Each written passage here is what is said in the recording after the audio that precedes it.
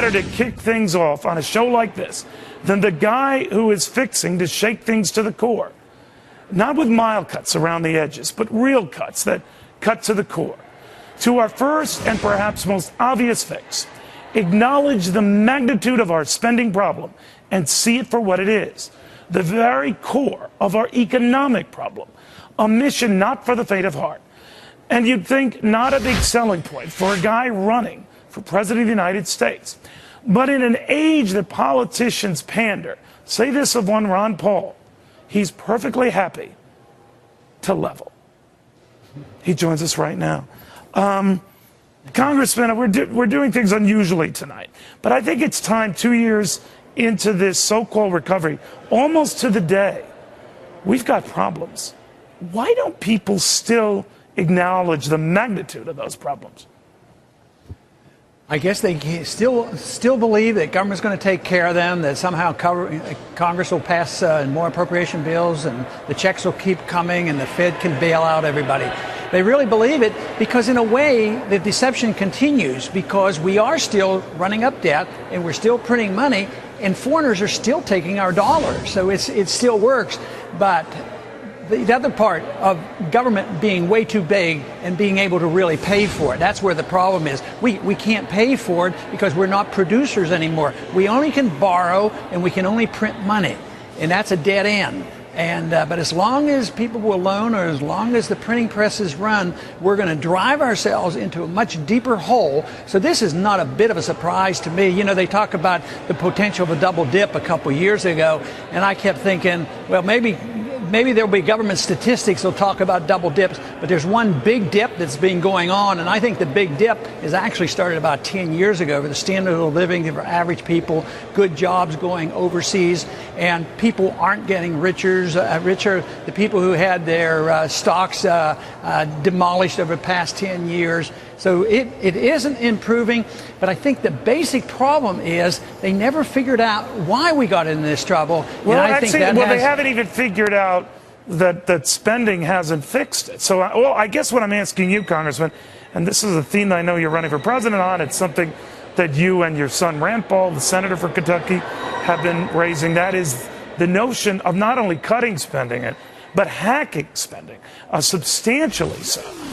But even with the severe hacking both of you have looked at and proposed, it's relative chump change in the scheme of things. I think in your son's case, $500 billion off the bat in a $1.5 trillion deficit that still leaves it at north of $1 trillion.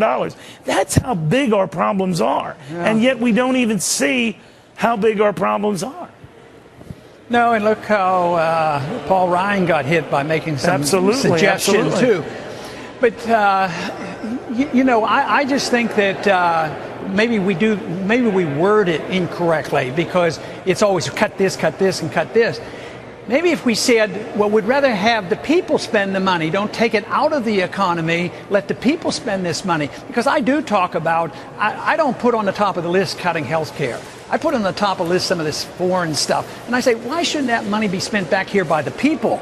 And I think they can visualize this a little bit better. And literally, that is what the case. We don't destroy wealth by stopping the spending by government. We produce more wealth because it gets into the hands of the people and better decisions are made. Because but we don't do that. I mean, and I'm not blowing you smoke, Congressman, because whether people agree or disagree with you, no one can deny how ahead of the curve you were on all of this stuff. And I admire anyone who risks a great deal of wrath doing that sort of stuff. So my hat's off to you on that. But I do want to raise something that's just come in. Speaker Boehner has indicated today that he would like to see some sort of an agreement on the debt limit within the next month. Now, technically, we're supposedly at this brink in early August.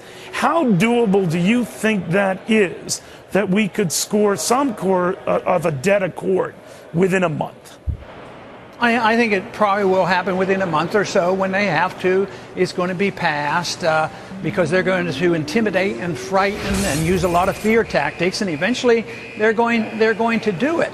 But you've argued that it's not. I'm not saying it's not such a big deal, but that we sometimes treat this like the guy behind the curtain in The Wizard of Oz. It's just a dude behind a curtain in The Wizard of Oz, and that the fear is way disproportionate to the reality. So are you saying that you would risk, a government shutdown and even a potential default with well, this I debt look ceiling? at it, the way I look at it is if you don't get this under control, the risk is so much greater if you continue to do this because you will literally destroy the currency. So you in have other runaway words, inflation. what we've been doing is what's got us in this pickle. Oh. Staving Yeah, it and off we're gonna- doesn't address that.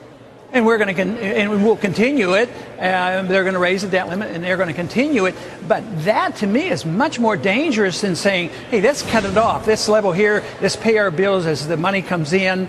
And the default is such a fake argument because governments default all the time. We're in the process of defaulting now. All you have to do is say, "Is the dollar going down in value?" Yes, prices are going up. So let me ask you, So I'm the sorry, people are Congressman. suffering from the. I'm sorry to jump on you Okay. there, but time's running short. So let's say we secure a debt deal that raises the debt ceiling by what, 2.4 trillion, whatever they're talking about, without even the spending cuts that Speaker Boehner wants as assurances to offset that. What does the world do? How do the world markets react to that? They probably short term would say, I guess we didn't have to worry. I mean, they're not all that panicked right now because I think they're assuming that it's going to happen.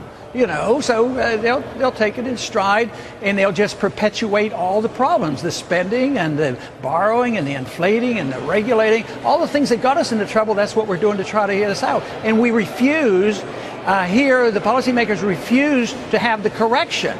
You can't get back to growth unless you get the correction out of the way, and we're perpetuating all the mistakes, the malinvestment and the debt. We don't allow this to be liquidated. And after a while, you can have recessions and recover for a while, but eventually you have a big bubble bursting, which we've had, and then it doesn't work. And eventually, the more they print, the less confidence they'll have, and the interest rates are going to go up. So I think it's much better to bite the bullet and say we've lived beyond our means. We ought to live within our means. We ought to have a sound currency and balanced budget. We need to have a system where we invite capital back into this country. We destroy the incentive to bring capital here. I mean, if you have a company and you have a lot of money overseas, you get taxed to bring it back. You get taxed again. And we punish our people who want to get capital back here and build jobs. So there's a lot of things we could do in the marketplace, and it wouldn't be more spending.